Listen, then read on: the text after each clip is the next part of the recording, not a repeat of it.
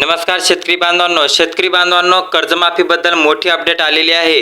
कारण की कर्जमाफीचे जी.आर. आल्यानंतर सर्व शेतकऱ्यांसाठी मोठी बातमी आलेली आहे। पुण्यश्लोक अहिल्यादेवी होळकर कर्जमाफीबद्दल निकष आणि यादी जाहीर झालेली आहे। संपूर्ण बातमी आपण या व्हिडिओमध्ये घेणार आहोत, तरी व्हिडिओ हा शेवटपर्यंत नक्की बघा।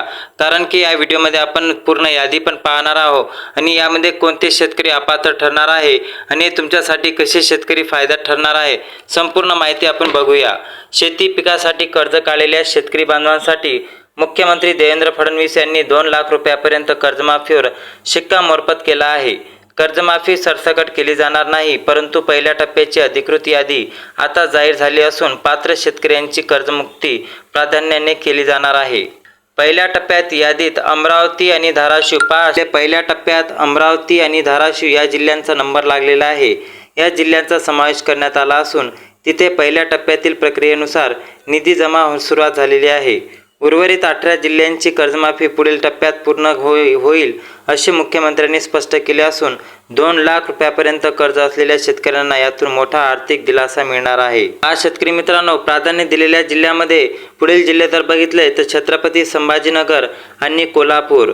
लक्षात ठेवा, या जिल्ह्यांचाही समावेश असून पहिल्या टप्प्यातील प्रक्रियेसाठी प्रशासकीय यंत्रणा आता पूर्णपणे सज्ज झाली आहे। नियमित कर्ज भरणाऱ्या शेतकऱ्यांना 50,000 रुपयांचा प्रोत्साहनपर अनुदान देखील याच पहिल्या टप्प्यात मिळण्याची दाट शक्यता वर्तवण्यात आली आहे। कारण की शेतकरी मित्रांनो, तुम्हाला माहित आहे, कर्जमाफीची यादी जाहीर झाल्यानंतर शेतकऱ्यांमध्ये खूप संभ्रम तयार झालेला आहे। पहिल्या टप्प्यामध्ये कोणते जिल्हे राहणार याबद्दल आपण माहिती घेतच आहोत। कारण की कर्जमाफीच्या विशेष यादीत तुमच्या जिल्ह्याचे नाव आहे का ते पण पुढे बघूया। आता यानंतर जळगाव, नंदुरबार आणि नांदेड या 3 जिल्ह्याचा कर्जमाफीच्या यादीमध्ये नंबर लागलेला आहे।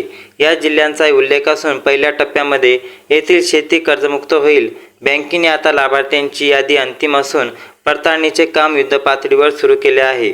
18 जिल्ह्यांची प्रक्रिया यशस्वी होताच उरलेल्या जिल्ह्यांच्या कर्जमाफीला गती दिली जाणार आहे, असे सुद्धा सूत्राकडून माहिती मिळालेली आहे। पडताळणीनंतर जर बघितलं तर बीड, बुलढाणा, वाशिम या जिल्ह्यांचं या यादीमध्ये नाव असून त्यांना पहिल्या टप्प्यातील यादीनुसार लाभ मिळणार आहे। ज्यांची शेती पिकासाठीच कर्ज घेतले त्यांना या यादीत स्थान देण्यात आलं आहे। श्रीमंत शेतकऱ्यांना या प्रक्रियेतून बाहेर काढले जाणार असल्यामुळेच केवळ गरजू व पात्र शेतकऱ्यांनाच याचा फायदा मिळणार, असे सुद्धा ते म्हणाले। मुख्यमंत्र्यांनी मोठे आदेश देण्यात आलेले आहे। कारण की पहिल्या टप्प्यात जर बघितलं तर अकोला, यवतमाळ आणि वर्धा हे जवळचे जिल्हे सुद्धा समावेश करण्यात आलेले आहे। या जिल्ह्याचा समावेश असून जिल्ह्यातील बँका आता कर्जमुक्तीसाठी सज्ज झाल्या आहे। त्यानंतर प्रशासनाने जर बघितलं तर दुसऱ्या टप्प्यातील 18 जिल्ह्याकडे वळवणार असून लक्ष आपले केंद्रित करणार आहे। त्यांची प्रक्रिया योग्य वेळी पार पडेल। राज्यातील एकही पात्र शेतकरी या योजनेपासून वंचित राहणार नाही, अशी ग्वाही राज्य सरकारच्या वतीने देण्यात आली असून ही प्रक्रिया आता वेगवान होणार आहे। कारण की नागपूर, भंडारा व गोंदिया या जिल्ह्यातील शेतकऱ्यांना देखील पहिल्या टप्प्यातच स्थान मिळाले असून ही मोठी आनंदाची बातमी त्यांच्यापर्यंत पोहोचलेली आहे। पडताळणी पूर्ण होताच थेट लाभ हस्तांतरित होईल, म्हणजेच की तुम्हाला न कोणती अडचण येता तुमच्या बँक खात्यात डायरेक्ट DBT माध्यमातून निधी बँकेकडे वर्ग केला जाईल। दुष्काळी आणि गरजू लाभार्थ्यांना याचा प्राधान्य दिल्याने ग्रामीण व्यवस्थेला आता नवीन उभारी मिळणार असल्याचे स्पष्ट झाले असे दिसून येत आहे आणि ही माहिती मुख्यमंत्र्यांनी सुद्धा सांगितली।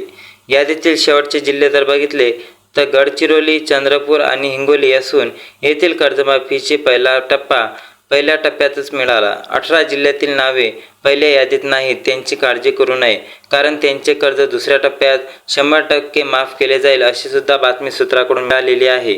36 जिल्ह्यांच्या कर्जमाफीचे हे नियोजन 2 सुटसुटीत टप्प्यात पूर्ण करण्याचे सरकारने ठरवलेले आहे, जेणेकरून कोणतीही तांत्रिक अडचण त्यांच्यापर्यंत येऊ नये। याच्यासाठी शेतकऱ्यांसाठी हा महत्त्वाचा निर्णय घेऊन 2 टप्प्यात तुमचे कर्जमाफीबद्दल निर्णय घेणार आहे। बँकेकडून मिळालेल्या माहितीनुसार अमरावती आणि कोल्हापूर यासारख्या जिल्ह्याला आधार प्रमाणीकरण आता अंतिम टप्प्यात पोहोचलेले आहे।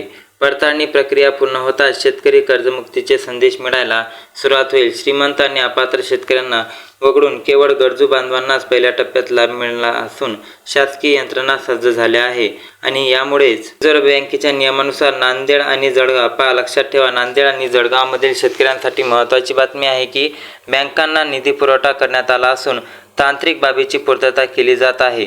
ही प्रक्रिया पूर्ण होताच उर्वरित 18 जिल्ह्यांची नवीन यादी प्रसिद्ध केली जाईल.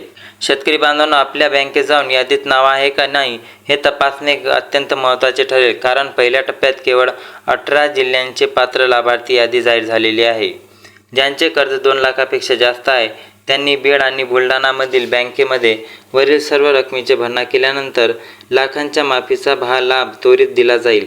पहिल्या टप्प्यात ही प्रक्रिया पूर्ण केल्यास शेतकऱ्यांना कर्जमाफीचे प्रमाणपत्र मिळवणे सोपे होणार.